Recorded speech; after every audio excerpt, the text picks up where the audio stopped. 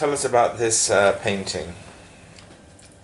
This I did in 1979 when I was in the Congo.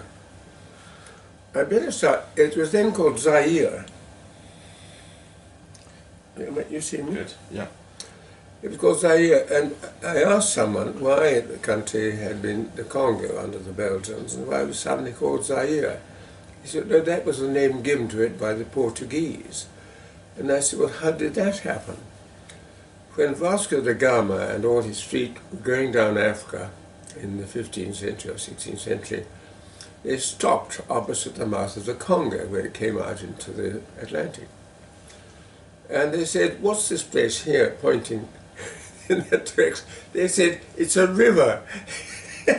And river is the word in that dialect for Zaire. Zaire is the river.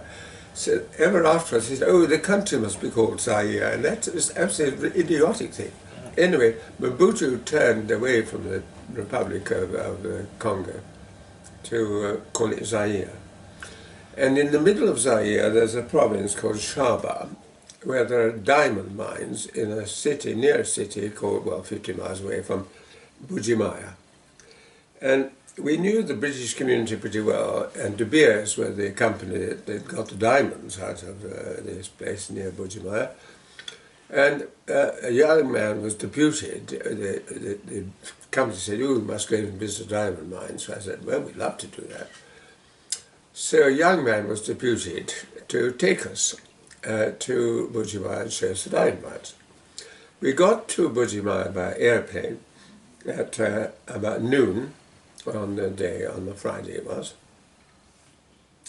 And to our dismay, we were told that, the mayor of the city wanted to give me a lunch. So I could hardly refuse. So we had to spend 3 hours, from noon till about 3 o'clock, having his lunch with an unknown mayor in the middle of Africa. What sort of food was it? It's not too bad, I didn't remember. But anyway, so at about 3 o'clock we got to the jetty. Now I thought, if this is anything like the Heart of Darkness, we might be going in one of these riverboats that Joseph Conrad used to go on. You know, seeing about size of 40-foot launch, and there's an engine and so on. No. All we saw were 2 rubber dinghies racing up and down the river with a huge wash each one. And I said, what's this? Oh, they're your boats. You're going up the river by a rubber dinghy. Ah. And is it far away? Oh, it's only about 50 miles. And I thought, hey, wait a minute, and what are they doing? Oh, they're testing the engines. I see. And I thought, 3:30, dusk falls at 6. Can we do 50 miles in a rubber dinghy up the river against the current and get there before dark? And I began to have just queasy feelings, just whether we were doing the right thing. Anyway, they were satisfied with the rubber dinghies. We put all our luggage in one boat, and we got into the other one, and off we set. We hadn't got very far, maybe 2 or 3 miles, when I noticed our boat was beginning to get water inside it, and buckling. And so I pointed this out to the chap who was driving and said, oh, the beers man would say, oh, we've changed boats, we'll get into the other one, it's safer. So we pulled into the bank, our luggage was taken out of the other bank into the one we'd been in. We got into the rubber dinghy that was empty and set off again. And at about 5 o'clock, there was a father and mother of a thunderstorm. And in Africa, a thunderstorm is quite sensational. The monsoon rain pelts down, thunder and lightning, the sky is black, and it seemed a pretty ominous thing to happen an hour before darkness, somewhere maybe 40 miles away from the mines. And so I began to get worried, and I said, have you been to this before, to the De Beers man? No, this is my first trip. Ah, and the driver? Oh, he knows the river like the back of his hand, So off we went. And eventually night fell and the rain was still going on. And as we were going along, we hit more and more sandbanks. I said, that's odd in the middle of this huge river that joins the River Congo. And after bumping 2 or 3 times on the bottom, we thought, well, something's gone wrong. And we heard a put, put, put, put, put, put, put, put. So we shouted, it was the other boat which had been behind us, had gone up the main stream and was on its way to the diamond mines. And we'd missed it. And then we thought, well, the only thing to do is we've got to spend the night here, we'll try and find out where we are in the morning. So we got ashore to the bank, and it was the bank, but it was full of reeds, and so it was a movable bit of bank. So we said, has anyone got any water? No. Have we got any mosquito? No. Any food? No. And Janet, luckily, had got a flask of whiskey. So we bedded down, Janet in the middle with the whiskey, myself and De Beers on either side of her, and then the 2 Zaïwars on the other side, forming a sort of tight thing to keep her warm. You see, there was no covering or anything. You had no blankets? No blankets, just had our clothes. Thank God we had enough clothes on. And in the middle of the night, very uncomfortable, we hardly slept. We heard,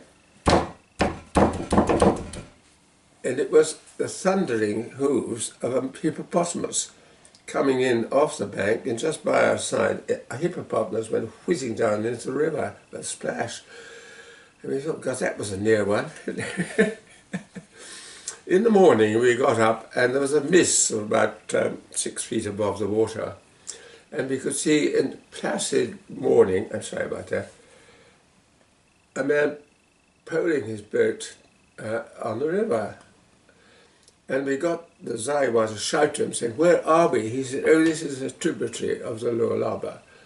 The junction is miles down the way, I'm just going down to the main river. So that was a bit daunting. At least we knew where we were. So we thought, well, we'll go back and see if we can get to the bank. We had enough petrol just. We got to the main river and turned the corner, and then we suddenly discovered we were running out of petrol. And at that point, all we could do is pull into the bank. And this was where we pulled into the bank. A fisherman was catching fish, cooking them in this big metal drum, and we managed to get communication through our Zaïwa man with the fisherman. And we said, is there a village near here? He said, oh, some time away. And 2 or 3 people were wandering around. We said, look, here's some money. Go and ask the villagers if they can come and help us to get off with a boat or something. We never saw them again, because in Zaire, if you give someone money, they say thank you very much, and off they go. So we were so hungry, and they said, would you like some fish? And I didn't want to eat their fish, so I wasn't sure what it would be like. Cooked in a metal drum. But we saw some coconuts, or we thought up in the tree. We asked the fisherman if he'd get down a few coconuts, and he said, no. And he was bullied by us. He said, go and get some coconuts. Oh, well, he brought them down, but they weren't coconuts at all. They were just other kind of nuts with sort of fibre inside, and so we couldn't drink them. By midday, we were getting a bit desperate. And we thought, well, the only thing to do is to launch the boat out into the main stream and drift down with the current some 30, 40 miles and hope we'll see somebody that will rescue us. And we just decided that we couldn't wait there all day, you know, no food or anything. We had to do something.